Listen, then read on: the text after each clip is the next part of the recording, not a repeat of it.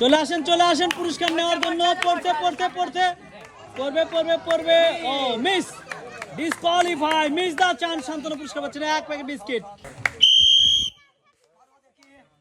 Mister লালন সাইজি, দেখা যাবে chance আছে, কিন্তু চান্স আছে। ওহো,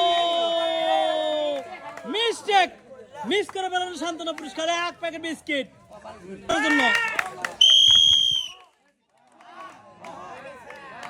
আমাদের মেম্বার বেটা ডিসকোয়ালিফাই, মিস দা চান্স। শান্তনু পুরস্কার পাচ্ছেন 1 প্যাকেট বিস্কিট। এই যে নতুন বিআই কি মার দিছে এটা দেখি, আসবে বল, আসবে, চান্স আছে।